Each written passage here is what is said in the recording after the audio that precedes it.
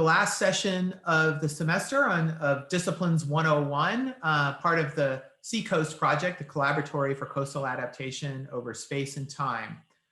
Today, I'm really pleased that we have three speakers representing three interrelated disciplines. The first is Megan Mullen, a colleague of mine at Duke and a political scientist. She'll be talking about political science and its applications to coastal communities.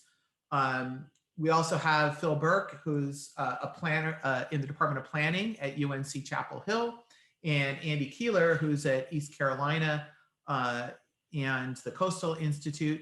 And Andy also spent part of his career in a public policy school. So Phil will talk about planning, and Andy will talk about public policy and different approaches to some of the same issues that Megan will talk about in her talk. Just a quick housekeeping matter for questions, please put them in the chat, and our moderator, Catherine Anardi, will call on you to ask your question. If there's technical issues, then she'll read your question on your behalf, but she will unmute you in order for you to read your own question. Megan will speak for about 15 minutes, and then we'll have some questions, and then we'll go on to the next speaker, and so forth and so on. So take it away, Megan. Thanks, Marty. In the spirit of the Disciplines 101 seminar, I'm going to start by talking a bit about political science as a discipline. And it's the study of power and its exercise in collective decision-making. So you might notice, right, that we're organized around this common concept or topic of interest, not by any common theory or method. And in fact, we don't even really agree on the definition of politics or the definition of power. It's a widely heterogeneous and even amorphous discipline.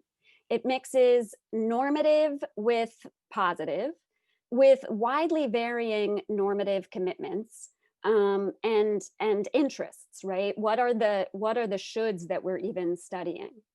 There's a focus on humans and human systems, but at scales ranging from individuals and their cognitive processes all the way to global politics and very occasionally beyond. There aren't really common models or questions.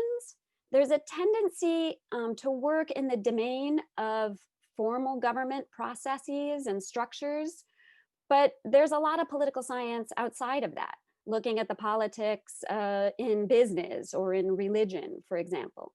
And there's enormously diverse methods, from interpretivist, humanist type methods to formal mathematical positive theory, to a wide array of empirical methods, qualitative and quantitative, trying to understand sort of underlying truths about political systems. And so, you know, there's a lot of navel gazing in political science about what we really are, right? Is political science even really a discipline? But there are, and unsatisfying as it might be, the definition of political science usually comes down to some version of, I know it when I see it, right? So even when I'm talking with a political scientist who's far removed in another corner of the discipline from where I am, I can see how concepts of politics and power are playing out in their analyses. And when I'm looking at scholarship in other disciplines, I'm often noticing how that's missing from the way I would approach a problem. But there are some enduring concerns in political science, concerns about distributions of resources, who gets what, when, and how, what shapes our individual preferences about politics and policy, how government officials or how government decisions and officials reflect the preferences of people, whether they in fact should and to what extent, how decision-making processes influence government responsiveness to majoritarian preferences, but also to different interests within some political community, asking where should authority for decisions lie, and how political processes intersect with economics and civil society. And we might think that there would be questions about how political processes intersect with the natural and physical environment, But in fact, these questions have mostly been absent from mainstream political science. Environmental politics is kind of peripheral, to be honest, in the discipline, and it's usually treated as a case of some class of phenomenon. Political science rarely really tackles questions of how political systems are responding to natural and physical conditions and changes in those conditions over time. And so recently, there's been a little of hemming and hawing about this. Robert Cohen, one of our premier international relations scholars, gave a high-profile speech calling attention to climate change and the relative absence of political science and political scientists in the scholarship around this challenge. And another article that got a lot of attention in the last few years really, focuses on climate adaptation, calling it the most important topic that political scientists are not studying, and one that has really important political dynamics and political consequences. So if you ask what political science has to say about coastal resilience, the answer is not much, to be honest. But it could, right? And so that's where I want to go here. And I tend to sit in a corner of political science that we call sort of local political economy studies. And it's a corner that's kind of come to its own identity really pretty recently, over the last 5 years or so. And the big theme in LPE studies is that local public goods and services, they might be provided by a government or by the market, but either way, they're a product of collective decision making.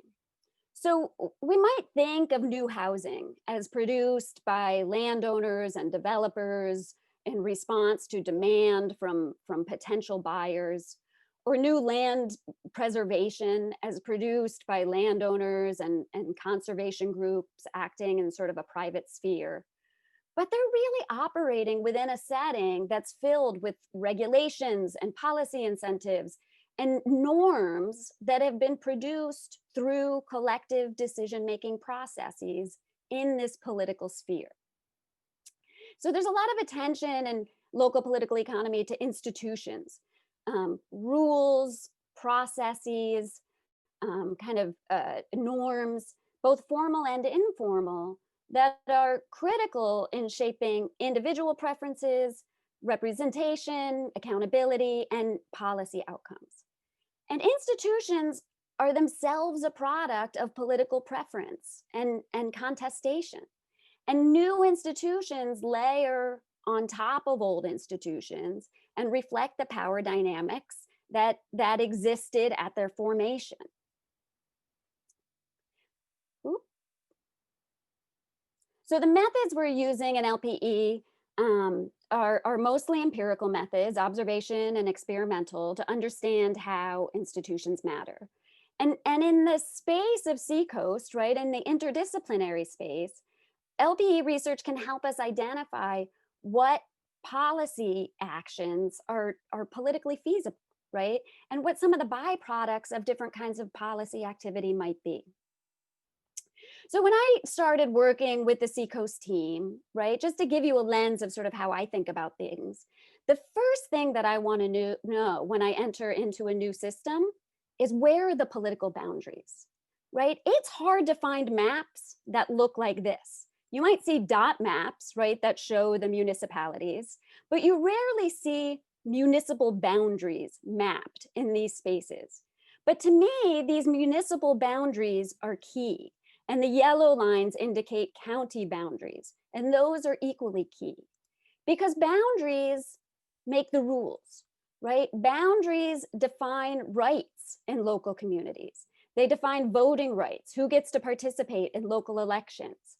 They define property rights through land use and zoning that are mostly provided and decided at the local level.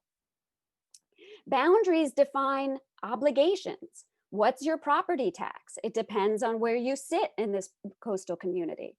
They, what are your sales taxes when you go to the grocery store? They define access to services, right? Access to schools. They define access to piped water. They define access to all of the community services, whether your waste gets picked up once a week, once every 2 weeks, or not at all. And they shape patterns of interaction within a community through land use and zoning, through taxation. Local governments have an opportunity to include and exclude. Local governments create the motivation in many cases for localities to differentiate themselves, and they can shape patterns of segregation or integration, and they can shape how communities change in their composition over time.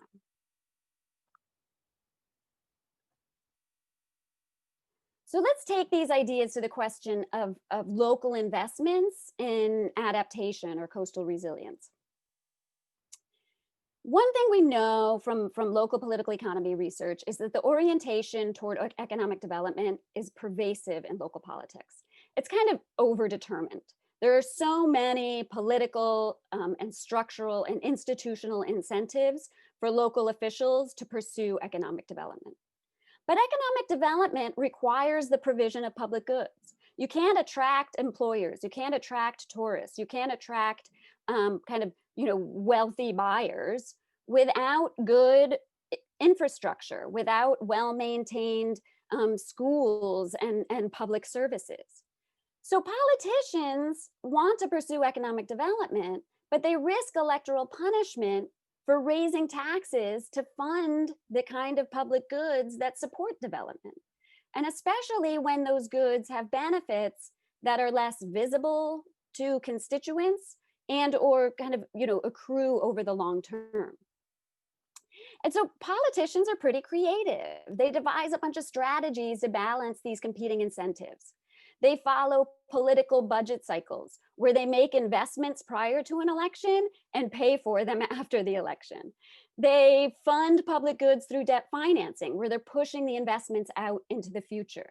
They fund goods through land use exactions, which push the cost of infrastructure or other forms of public good off to future residents of the community who don't have voting rights in the current moment.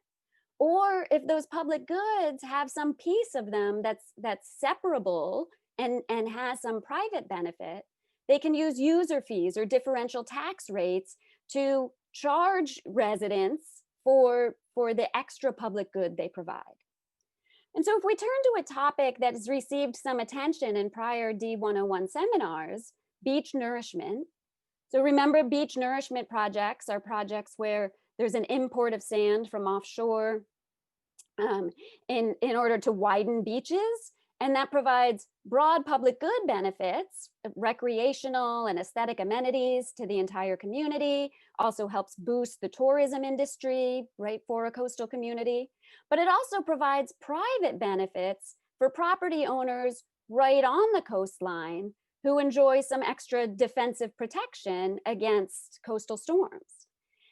And when and North Carolina communities have engaged in more beach nourishment over recent years.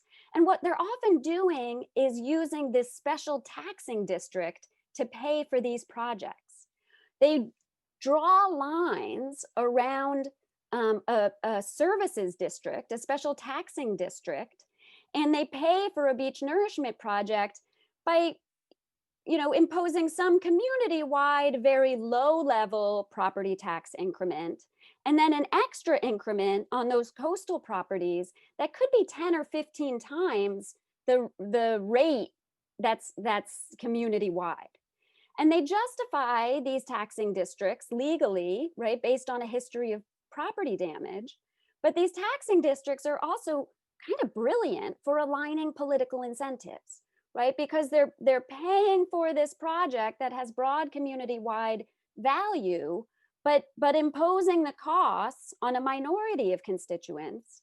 And in this particular case, a minority of constituents that are wealthier on average and may not even have voting rights in the community if their coastal properties are not primary residences. And these boundaries, right, are themselves determined by politics. they have to be legally justified by prior, storm damage. But you can see here in Buxton in the red, right? There are alternatives for how they draw these districts. And that's a political process, right? Who's going to pay for these projects? And so in a paper with some speakers you've heard from previously, Dylan McNamara, Marty Smith, we mapped out, right, different tax structures and how they might influence support for beach nourishment projects among those who live right in the taxing district and those who live outside the taxing district, and what that might do for equilibrium beach widths over time in these coastal communities under different kinds of conditions. And then beach nourishment projects are, of course, not the only policy that coastal communities could use for for resilience. And so, oops. So then I started working with some planning scholars to look at different kinds of coastal resilience strategies and start to think about what the political incentives are for financing these strategies through different mechanisms, right? So just as beach nourishment isn't exclusively a public good, it also has these private good aspects that politicians can use to capture extra tax dollars to pay for the projects. Other resilience strategies also have kind of good characteristics that make different finance strategies more or less politically feasible. And so working with planners who have more expertise on the strategies themselves, and me who thinks a lot about sort of the political incentive structures, we worked on an article, right, to kind of highlight what might be feasible politics for funding some of these different projects locally. So what are the lessons that we can give us about coastal resilience? One is that local governments are deeply constrained. They're constrained by state restrictions on their authority, by competition with neighboring jurisdictions, by the preferences of their constituents, right, which are very often anti-tax preferences. Also, concentrated interests sort of inevitably dominate local politics. Public participation in local elections is abysmally low. We have a nationalization of local politics where we aren't paying as much attention to local politics, and local politics are starting to follow partisan national tides. All of this creates opportunity for those who have the strongest interest in some policy outcome to exercise extra influence within the local political processes. But it's important to point out that even without the dominance of special interests, and we can think of special interests as, developers and landowners, we can also think of special interests as, in other states, municipal unions, right? There's a variety of different kinds of interests that might dominate. But even without that dominance, we have to remember that local institutions in a systematic way are reinforcing the bias of those who sort of made the rules, right? A bias toward those with property investments. And the institutions create ongoing opportunity for influence by those who have resources that they can exploit, right? To turn outcomes in their favor.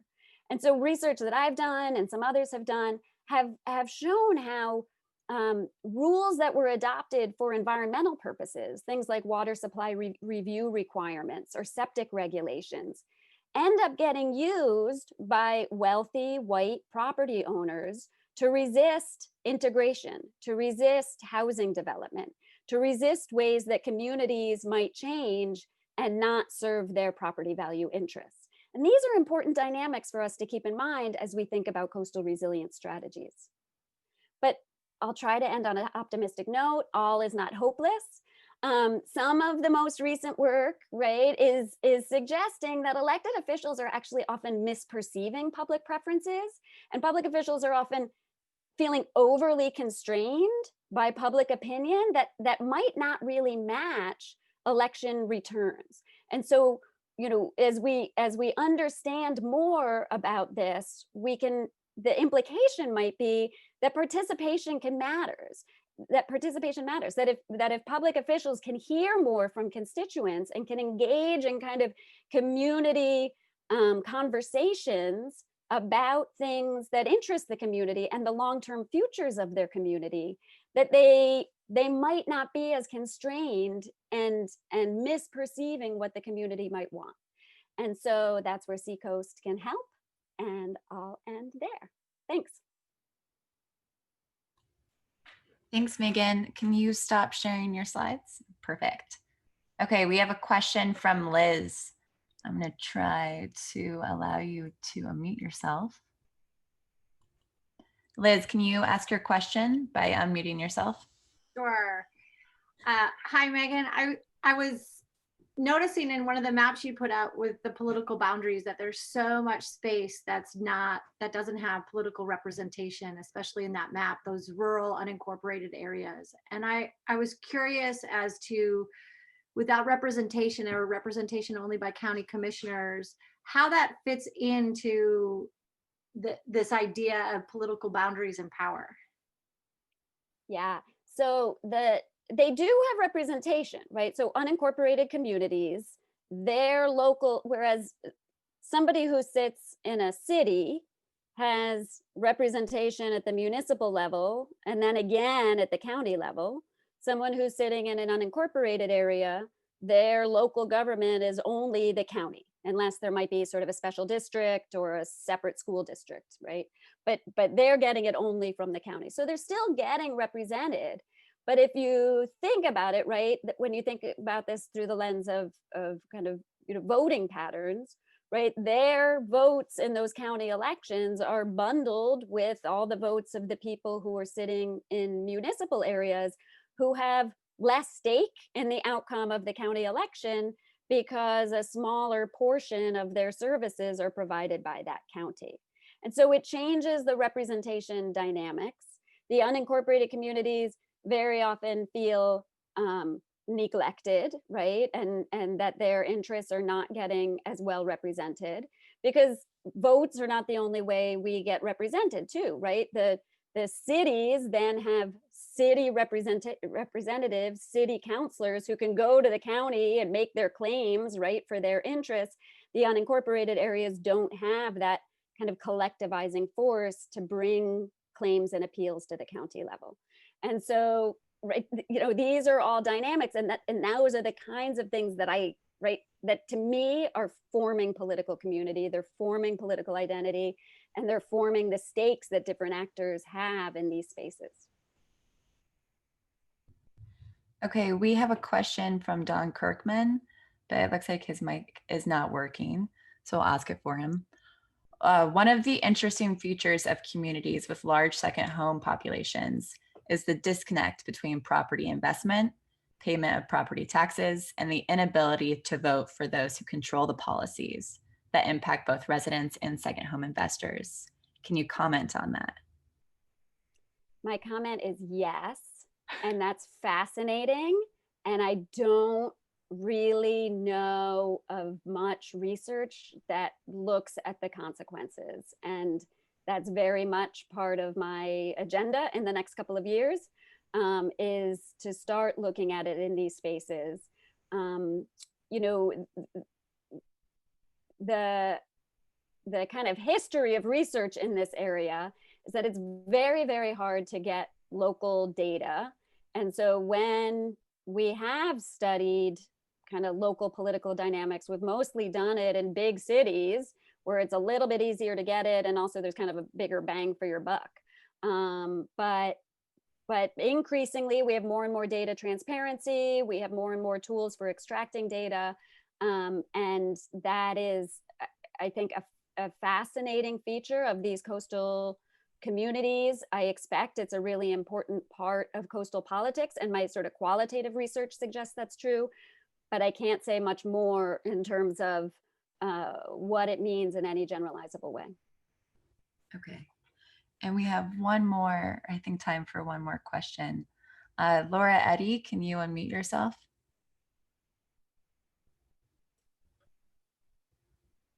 Hey guys, just mine was somewhat of a comment, but my experience doing leadership training and engaging county versus municipal government leaders is that the county government does not see themselves as a local government, more meant like an extension of the state, providing things like the court system and the deeds and that kind of services, and not the local services that individuals really want and need. And so there's a difference in that, even in the mindset between the two different levels of government. Thanks, That I agree with. Like, I have heard that many times. I have seen that documented in many ways, and I think it's a great point that contributes to, you know, the response to Liz earlier, right? That ergo unincorporated communities aren't having this kind of representation of the same form that that municipal representation provides. Okay, we're out of time for Q&A for Megan. We have 3 speakers today. So we're going to go ahead and move on. Megan, should Phil go next or should Andy go next since we switched the order? Any preference? Phil, are you ready? Oh, wait, I have to let Phil unmute himself. So maybe Andy, if you could gear up. Okay, can everybody hear me? Oh, okay, 1 second, Phil, actually.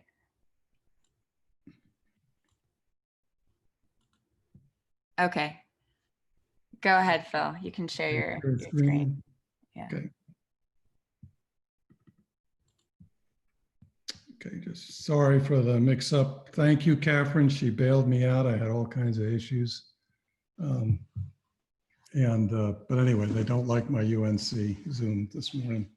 But what I was going to talk about more from a planning perspective is planning for community resilience. And I'm going to talk about just generally what is land use planning, urban planning, how does it link to resilience very briefly, and then some of the research I've been doing. And that really ties into the after the colon bridging deep divides aspect. I've been pursuing that type of work for last few years. And I've been also working hard at translating it and working with communities in practice. So that's been a big part. So yeah. So what is planning? Well, we're looking at the future. That's what planning is about. And primarily we deal with space and place. There's a variety of urban systems, deal from housing to infrastructure to landscape systems and the dynamics behind that. And it's trying to coordinate, be a central player in the coordinating function. We're kind of an interdisciplinary agency in local governments, whether it's county, municipal, regional. And you'll just see it can work at the neighborhood scale. If you've ever risen on the transit system in Washington, it works quite well, to the regional scale on the right. And these are plans that have been adopted and quite successful. But I think building on what Megan was saying, planning is very much a technical and a participatory process. And we need good science to create plans. And we need to understand impacts from projections into the future, how those impacts from whether it be an external stressor or a shock like climate or hurricanes, or internal changes, dynamics within the community itself, and the kinds of policy levers a community may have to deal with the changes and that get to a desired future. However, there are many diverse actors, and unlike architecture, where you're dealing with a single building, we deal with many different and diverse types of actors with quite a bit of variation in political power. So good planning tries to take the best available science and then tries to translate that and then tries to balance those power differentials to make sure that we have equitable and support and all voices are heard. So, and I'll just say that planning has power in the sense that land use, the regulation of private property and land use is devolved by the Constitution to states, and many states, particularly home rule states, but also Dillon rule states like North Carolina, devolve that authority or much of it to the local government scale, whether it's county or municipality. And in fact, North Carolina this last spring, the legislature adopted a significant change in land use law. The legislature said, we have to get our development regulations correct if we're going to regulate private property. They're all over the place, they're confusing. But in order to do that, phase one, or you have to create an effective community plan, a land use plan that so that the regulations aren't arbitrary and capricious. We want engagement, we want best available science. So all the local governments, everyone that regulates private property, subdivision zoning, what have you, have to do new land use plans starting next year. So a lot of consultants are going to be busy, and communities. And there are a variety of ways planners get employed. We have it's fairly successful at the in terms of job growth, and there's lots of venues, as you see here, I have on the PowerPoint slide. How does it link to resilience? Well, I like the National Research Council definition, but it's planning is really, if we look at resilience, it's about the ability to anticipate, look ahead, plan for, adapt to adversity, and transform in the event if you're recovering, right? Into a healthier, less vulnerable, more equitable place. And so we see, I think, a growing weight placed on the planning, the public role, but also the nonprofit role. Conservation trusts, housing trusts, that type of thing are increasingly doing their own planning. So I think as a result, what we're seeing oftentimes, in fact, I think in most places, communities adopt a growing number of plans, and these plans are increasingly siloed. And you'll just and oftentimes when we think about mitigation or risk reduction, that whole function dealing with resilience is often isolated from transportation plans or even park planning, downtown redevelopment plans, comprehensive plans. It goes on and on. There's just, even the smallest communities have multiple plans in place. And a lot of times it's because the plans are mandated. If you want to get funding from FEMA, you have to have a hazard mitigation plan. If you want to get funding from housing and urban development, you have to have what's called a consolidated housing plan for affordable housing. And on it goes, land use plan, CAMA plans in the state of North Carolina. So there's a lot of planning, and this is oftentimes what you get. This is before Hurricane Sandy. The hazard mitigation plan said this blue area is repetitive loss funding. It qualifies for buyouts, land acquisition. But yet you look at the same community in the same, right before Sandy, and this was up and down the New Jersey coast, the comprehensive plans, you look at the purple and tan areas, they're saying, well, our community has declined. We want economic revitalization. We're going to do tax abatement. We're going to raise the densities, mix the uses, put infrastructure investments in these areas. So there is a conflict going across here. And oftentimes, on the other hand, Norfolk, which I'm excited about, I think is a leader on the East Coast here, on the Atlantic coast. They're dealing with big time sea level rise. They have a vision. They just completed about 2 years ago and are now updating their comprehensive plan. But if you look at the green areas, they say, or the yellow areas, those are retreat. Sea level is really serious. And so you have to have a lot of things. If you're going to have retreat happen, you have to make a decision. Well, I want to do housing buyouts in that area. I'm going to concentrate maybe. I'm going to limit expanding water, sewer, utilities, roads there. I have to change my zoning. So there's a lot of things that have to come together from the siloed planning. And they want to accommodate the redevelop, in the green areas, the new growth, lower risk to funding. They're raising the densities, mixing the uses. They want to create walkable neighborhoods. They want to do transformational things in those green areas. But there's also a worry about gentrification because many of those green areas are lower income neighborhoods. But they're working on this and they're trying to do this integration of the silos. And I'll talk more about that in a moment. So the research we've been doing, because we saw the siloed planning, looks at this policy. We've developed something called the Plan Integration for Resilience Scorecard. And we actually able to stack plans together. And we look at the neighborhood scale, and we identify neighborhoods as defined by each community or county. We then look at where the hazard zones, the exposure from sea level, flooding, coastal, that type of thing. And then we stack the plans on top of each of these areas or districts, and we score them. So if you, does each plan increase or decrease vulnerability?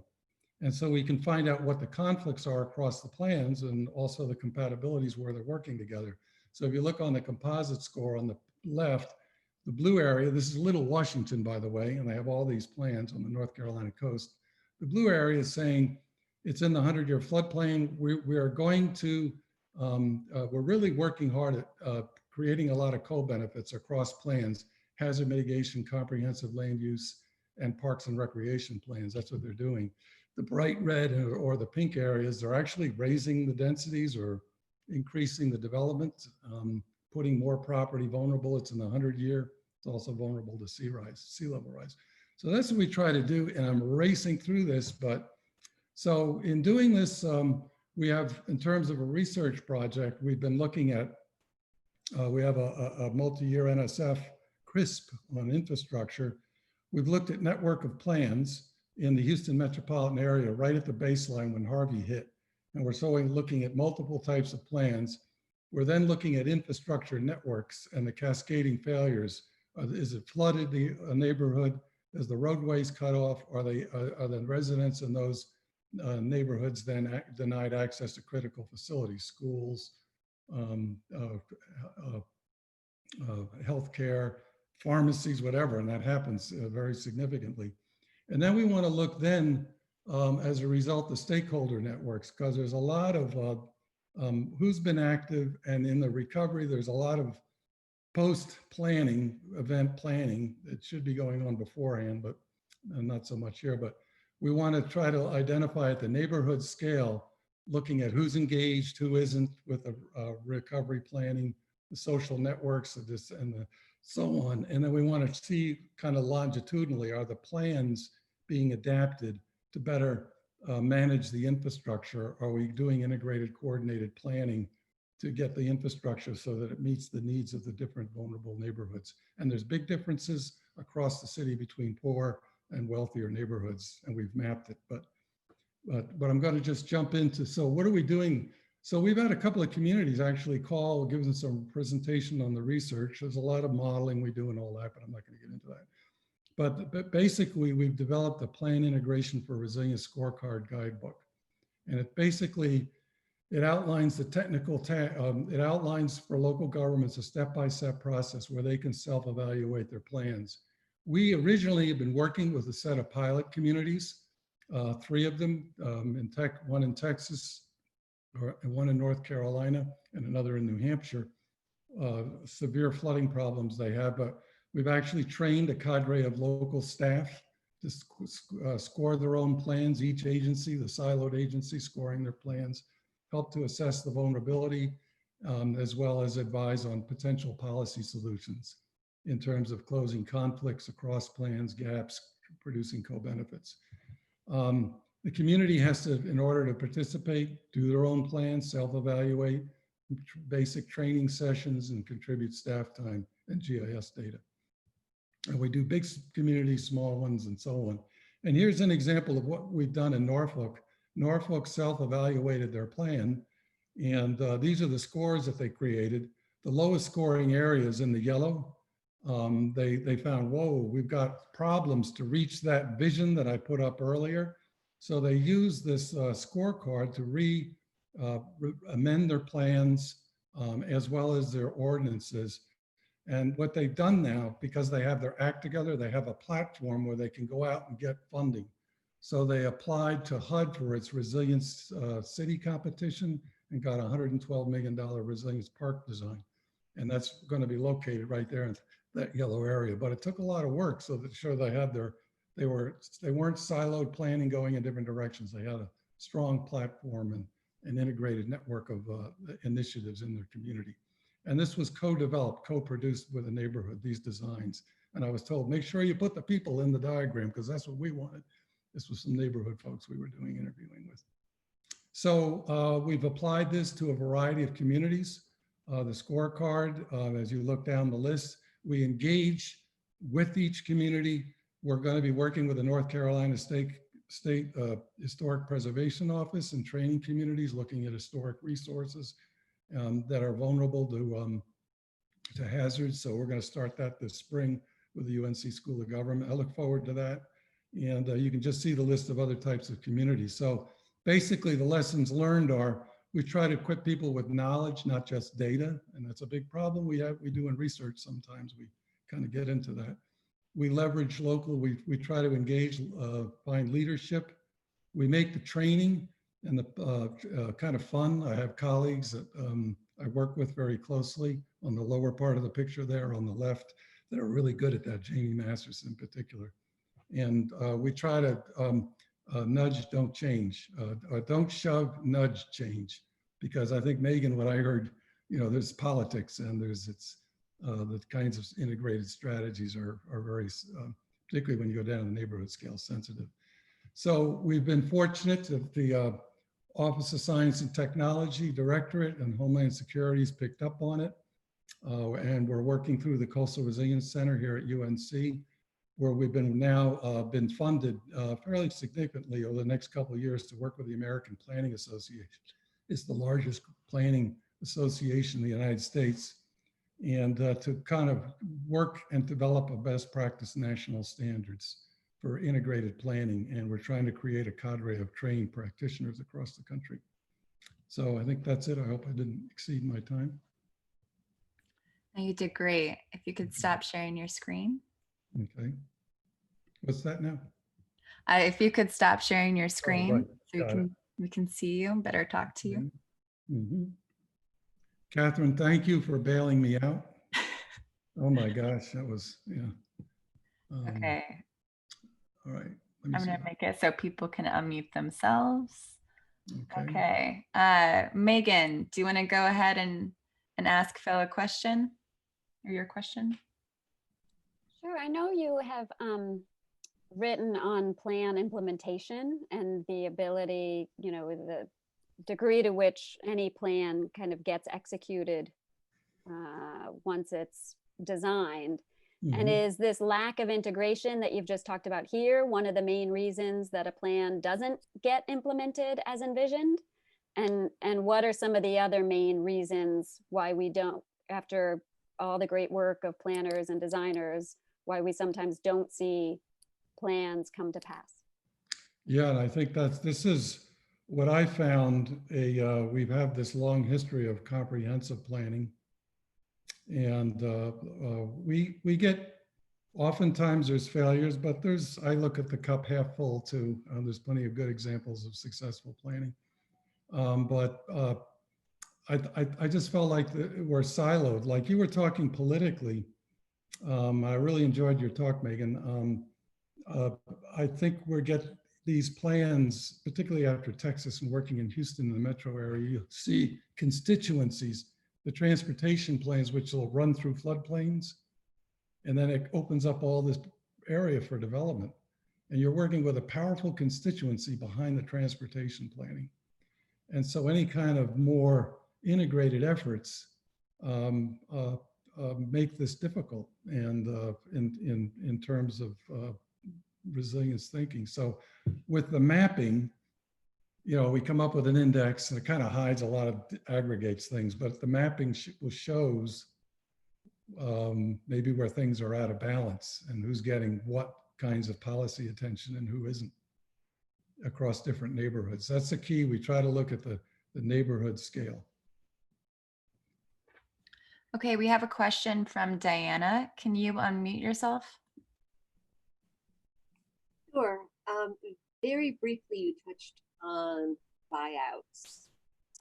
I know that with the last couple of hurricanes, a lot of submissions were made or applications were made for buyouts, but that not all of them were funded due to the lack of funding for that. We've also seen situations where there are buyout holdouts in multiplex homes. Say it's a quadruplex and 3 owners say yes, and then the 4th says no. And that's also created some issues.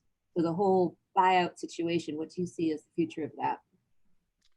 Well, I think, buyouts are, what constrains a lot of them too is the length of time it takes once you qualify, your home's been 50% damaged or more, or repetitive loss, or it makes it, years can go by and people lose interest or vacate the property, or like you're saying, if you're,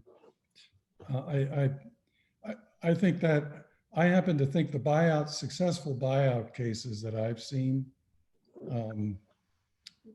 ranging from Soldiers Grove, Wisconsin, to a couple of communities in Illinois, and looking from afar anyway, I'm new back to North Carolina, but Kinston, I know success is defined from the eyes of the beholder, but I think if you're ready and anticipate, it's very hard to do transformative efforts like buyouts unless you have a plan in place beforehand, right down to caseworkers, social workers, to identify neighborhoods and communities, and have a plan. Where are people going to go? What are you going to do with the property once it's finished, developed? And those things are very hard to do after a major disaster. And I think the places that or anticipate this and have some degree of readiness in terms of planning are going to be better off. That's a testable hypothesis, though, I think. Yeah, I'm not going to say it's actually going to happen, but I think it would be a very interesting. Okay, Good we have question. time. We have time for one more question really quickly. Hunter, can you unmute yourself? Hi, yes, that was a great talk. I was just curious when you were talking about the resilience scorecard, which is the sum of a bunch of different, planning policies within a location. How do you weigh the different policies, especially when they're in conflict with each other? Yeah, there's a research side to what we do. We need to develop indices. And we worry a lot about reliability and validity and all that. So, there's always a problem. We don't wait. But when we engage communities, we have these very basic spreadsheets, and we talk about, they don't care so much about the index scores by neighborhood. They care more about what's that policy, what's in my neighborhood, what am I getting and what I'm not getting. And in our work with Nashua, New Hampshire in particular, it creates a conversation across the agencies that are siloed frequently. And it enhanced that kind of social ties, the communication networks and so on, which in turn then can be, hopefully brought out to the public hearings. We've tracked how they've done this. They created resilience ambassadors, which come from different stakeholder groups around the city. And it was a great example of, I think, in Nashua, that where they used the scorecard to build more of a cooperative, integrated approach. But so we don't really wait. I haven't tried it on the research part, but I think it'd be difficult if we tried it, particularly in a public setting in a community. It's more about exposing what's there and what isn't, who's getting what. Okay. Mm-hmm. Yes, thanks, Hunter. All right, we have to move on. Andy, are you ready? Yes. Is my screen visible? Yes. Okay, great. So it's a couple tough acts to follow. I'm here representing the so-called discipline of public policy, and I'm going to try to get through kind of, as everyone else has, the Disciplines 101 part of this, which is what the heck is public policy? A question I've been asking myself for a long time. Hey, Andy, sorry, can you go into full screen for us? Sure. Thank you. Is that working? Nope. Like presentation view. There we go. Perfect. Thank you. Second, what does this public policy lens bring to the study of coastal adaptation? And then finally, as time allows, what do I think are the critical public policy principles and framing questions that should be part of research and policy conversations about coastal resilience going forward? So public policy is not a social science discipline like political science or economics. It's not managerial theory. It's not planning. I'm an economist. I had pretty much the same kind of training that Marty and Satya did when they talked about natural resource economics a month or so ago. Most public policy scholars and researchers come from a specific disciplinary background. Again, economists, political scientists, legal scholars, sociologists, data scientists. There's not really any bright lines between social science disciplines and allied disciplines like law and people who are doing, quote, public policy, unquote. So what is it that's different about public policy? And to me, and I'm not alone here, the distinguishing characteristic of public policy is the relentless focus on applying theory and evidence to what actually happens when we make public policies and implement them and evaluate them. It's kind of social science as if policy mattered. So looking at sort of three things that I think have been really different. One of them is this idea of, again, there's no bright lines here, there's a continuum, but you can do economics or political science to try to uncover fundamental truths and advance knowledge, which is an incredibly valuable thing to do, and it's part of what all of us are engaged in. Or you can be way on the side of saying, what are we learning from this that helps us understand how to implement and evaluate public policy? And public policy as a discipline is way on that end of it. It's totally about practice, including implementation and evaluation. So that's one thing I think that really distinguishes public policy from other disciplines and gives it something of a unique lens. The second, and this has really struck me, is in public policy schools and public policy scholarship, you have a lot more direct interaction with policymakers and politicians, certainly than I have either working at a Marine Research Institute here or in an economics department at University of Georgia. I worked in a public policy school at Ohio State for 6 years. I had formal, but more importantly, informal interactions with 4 or 5 senators, 3 governors, executives of energy companies. We had people doing sabbaticals for a year, coming in and teaching our classes.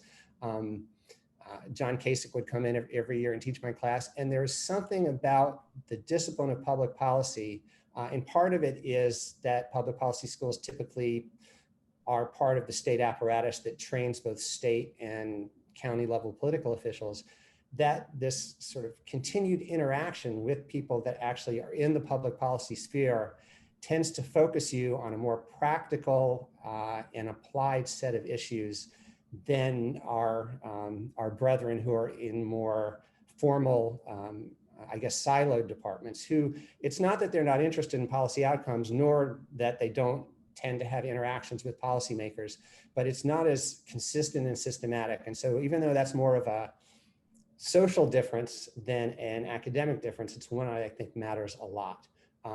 Finally, I think that public policy is really focused on a broad view of the consequences of policy decisions.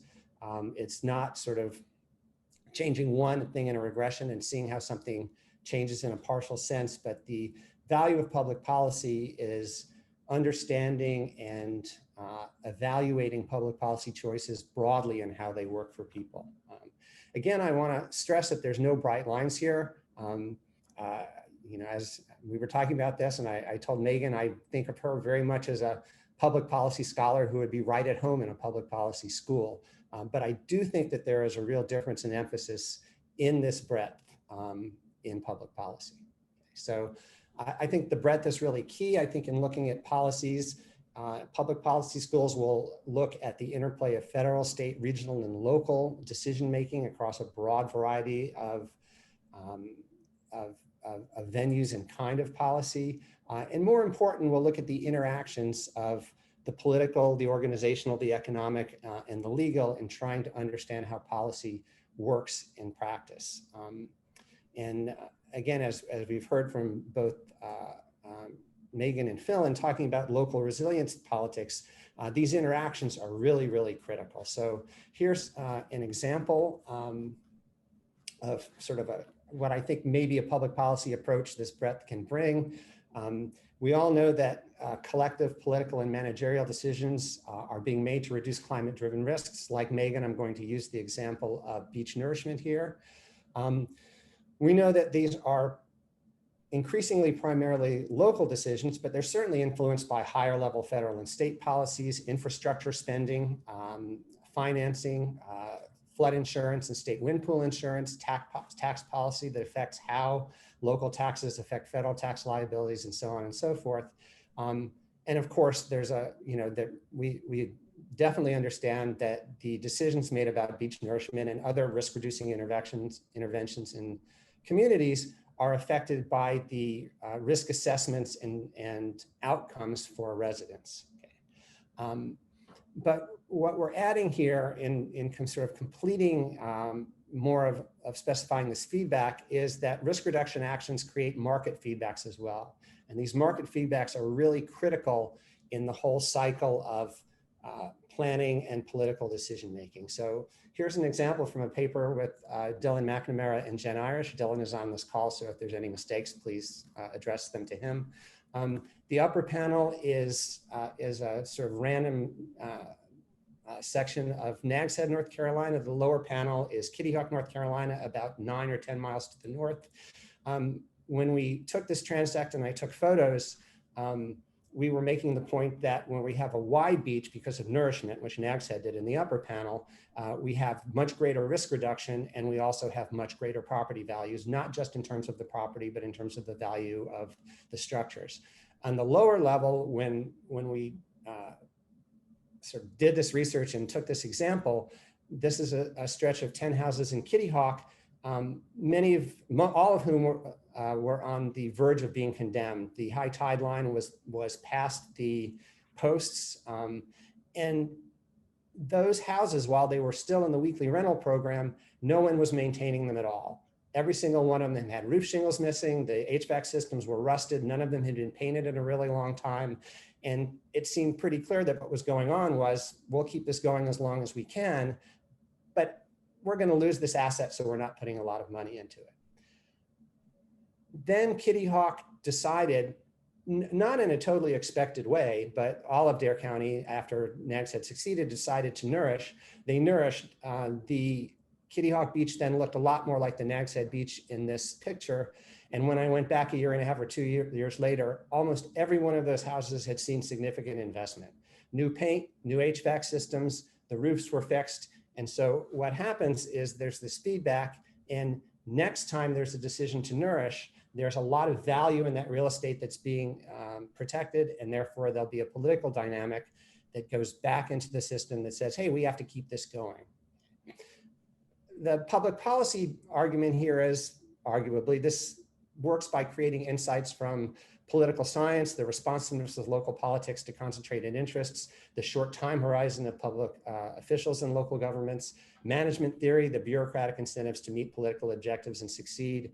And then the economic part is that investment depends on risks that are collectively determined. So public policy affects my individual risks, that then affects my individual economic decisions, and that understanding how political decisions, and Phil, I would add planning decisions, create these market feedbacks in terms of how people invest and how that affects their political participation is a really critical part of understanding how we go forward with resilience, where we're looking at really difficult decisions of when are we going to spend money to reduce our risk in the short run, and how does this affect the long run? Again, I think the result here is an example of the fact that very frequently current decisions that are based on short timelines can set counterproductive adaptation signals, and that it's a very path-dependent phenomenon, and that what the choices we make now in terms of nourishing beaches, rebuilding bridges, hardening infrastructure, have a positive short-term benefit in terms of reducing risk, but they also have this feedback where they then create a future where everyone stays longer and things are at greater risk. Okay, so that's an example of what sort of what I hope that the breadth of a public policy lens brings to these questions. So since this is actually my last presentation of any kind before I retire, I'm going to shoot for the hip here and tell you what I think are sort of big questions for public policy in in adaptation. And the fundamental one is a reframing of a lot of the resilience decision. It's, I guess, maybe a reemphasis, not so much reframing, which is that with pretty high probability, we're buying time here. We're not crafting permanent solutions, right? You know, Phil showed the example of Norfolk, and I think that is really interesting work. And I agree, Norfolk is the most, in many ways, the most interesting community on the East Coast to look at. But a lot of the areas that are going to be okay for 30 years are not going to be okay for 80 years, or not going to be okay for 150 years. If we see the kind of sea level rise and storm regime, but especially sea level rise, that we're very probably going to see over somewhere between a half century or a 2.5 century time frame. So I think that the question is not how do we help communities survive in place, but how much time are we going to buy? And time is well worth buying. This is not an argument that says, we don't want to buy time, we want to leave. What we do want to do is frame this so we get a better understanding of what we're buying when we buy time. So on the demand side, the value of the time we're buying, the big question is, what are the benefits people get by continuing to live and vacation in low-lying coastal locations relative to leaving? And this depends on individual values and how people care about things. It depends a lot on the value of services from physical capital. It would be, I think, economically nuts for the entire coast to leave next week, because we have billions and trillions of dollars in physical capital, as well as human capital and organizational capital that we would be squandering. So those are valuable, but they don't last forever. And then a really critical part is, what are the options people have for relocation? Okay. Then there's the cost of buying time. The cost of buying time includes, how much are we paying for infrastructure hardening and beach nourishment?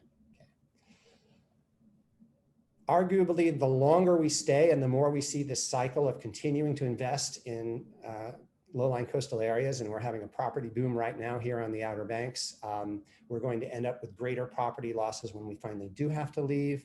There's going to be a greater probability of a sudden crash that causes greater upheaval and human suffering when people all have to leave at once. The environmental damage from abandoning the built environment could be really enormous if we have a lot of houses and businesses that are trashed and abandoned at the same time. And then finally, the longer we stay, the more likely it is that we'll have a temporal correlation, some huge storm that causes hundreds of thousands or millions of people to want to choose to relocate at the same time, and the cost there will be huge. So again, I think that a big public policy lens on coastal resilience and adaptation should be, we're buying time here. Let's take a full view, and this is not just economic, it's political and social very much as well, of what are we gaining and what are we losing by staying longer, and what kinds of accommodations can we make if we are staying that will minimize our losses in economic and human suffering terms.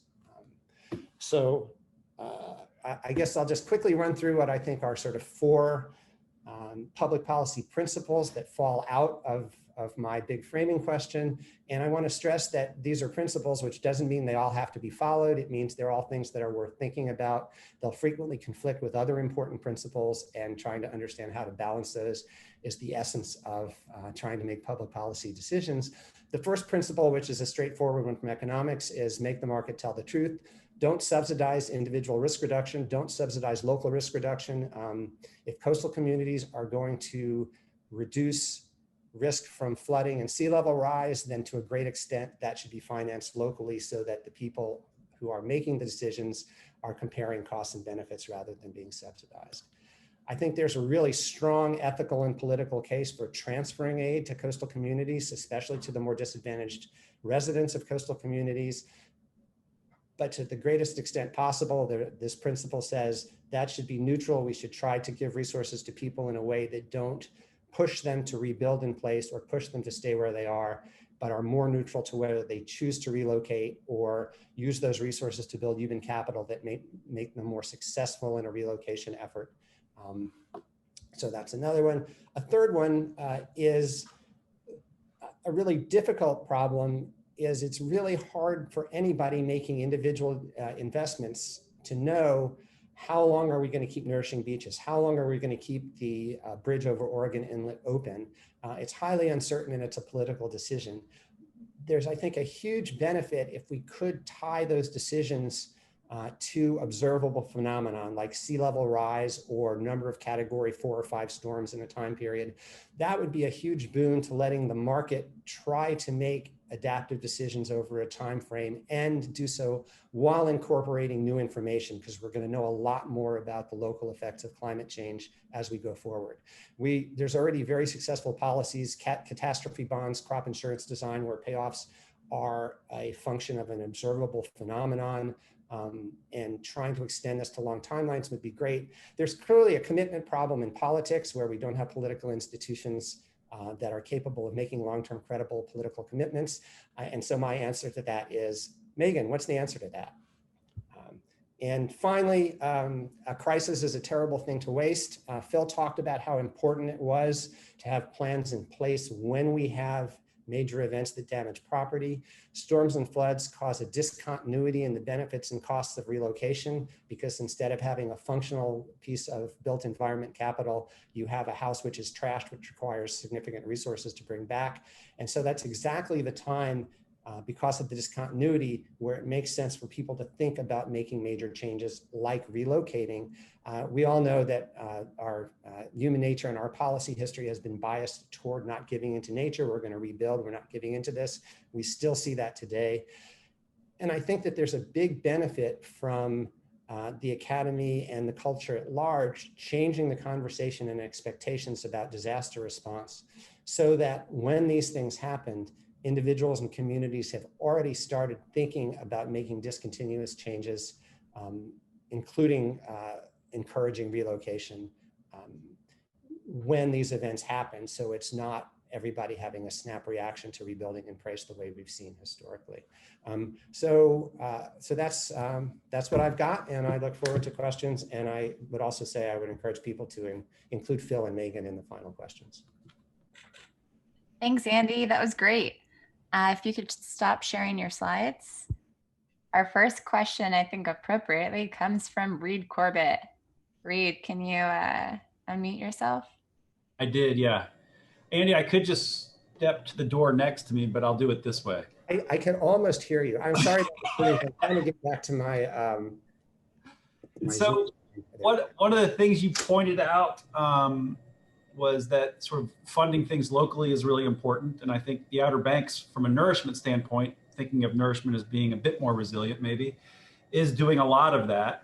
But one of the, with the newest flood maps that have come out, it's almost like we've stepped back significantly in what the Outer Banks looks like as far as being vulnerable. And, if we are gonna sort of have those conversations about how to move forward and become more resilient, it seems like, we're getting our legs cut out from under us by these new flood maps showing many more homes no longer in flood zones, but in X zones. And so what do you think? Oh, I totally agree. I mean, where Reed and I live out here on the Outer Banks, lots of people are all of a sudden seeing reductions in their flood insurance premiums or a dropping of requirements to do it. And absolutely nobody, including Reed, who's a real live geomorphologist, really believes that the risk has dropped. Even people who politically hate the system think it's completely wacky that their premiums have dropped. I think it's a technical issue with the mapping. And part of it is a political issue in that it's a mixed bag, but the direction to FEMA mappers on how they are allowed to incorporate climate change predictions in the future is somewhat murky. Yeah. Okay. Thanks, Andy. Brad, do you want to unmute yourself, ask your question? Sure. So I loved the big picture thinking in the last 5 minutes or so, especially. Very cool. Thinking about the point that assuming that at some point in the future people need to leave, the more they leave all at once, the more expensive. That makes great sense. Thinking about recreational rental markets, though, if it was more gradual, then with fewer places to rent, it's going to get more and more expensive, and so inequity just goes up. And at some point, me and my family can't go out there to vacation, and only the really rich people can. So how that's a bad example of inequity, but what do you think about that trade-off?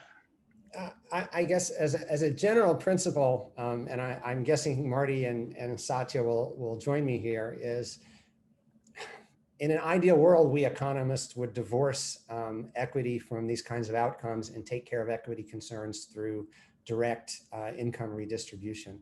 But back to the real world, I think that is an issue, but I think you're really right in pointing out that these rental markets are going to keep going right up until the end. The extent to which that really creates the kind of price spike you talk about depends on what the other options are, right? Are there going to be newer accessible coastal areas, other parts of the country people can go to? Are there going to be other recreational opportunities? More broadly, I think that that one of the ways forward, and one of the things we're going to see, and let me say, I think Phil is, has a better command of the facts than I do, but I think he's exactly right that what we've seen so far in buyout programs has been limited and not particularly effective, except in rare cases. But I think that there's going to be a real strong case for a much larger and wider buyback presentations. I have a nascent paper with 3 of the other people on this call looking at a policy which would involve some sort of buyout by a concentrated entity, a government or a pool of capital that would rent the houses back to residents and then possibly rent them on local vacation markets for some period of time. And we think that in some ways solves some of the problems with buyouts in terms of community cohesion and equity. But the dynamic you're talking about, if beachfront homes become rare, then yeah, then wealthy people are going to continue to have an advantage. I don't know any way around that. All right, we have more questions, but we're out of time, sadly. Marty, do you want to jump in here? Just real briefly, I just want to invite everyone to join us next semester for continuing this series in Disciplines 101. We will be doing them at the same time on the same day, approximately every 2 weeks throughout the spring semester. We don't have it all lined up yet, but you can anticipate topics like environmental justice, hydrology and compound flooding, other science of natural hazards, a presentation on climate econometrics, possibly some environmental history, and we may also move to a system where we have a little bit more time for discussion and integration across the disciplines. So that's what's coming for the spring. Thank you, everyone. Thank you. See you next spring. Thanks for organizing this. Of course. So glad that you spent your last presentation with us. It's always saving the best for last. Oh, I need to stop recording.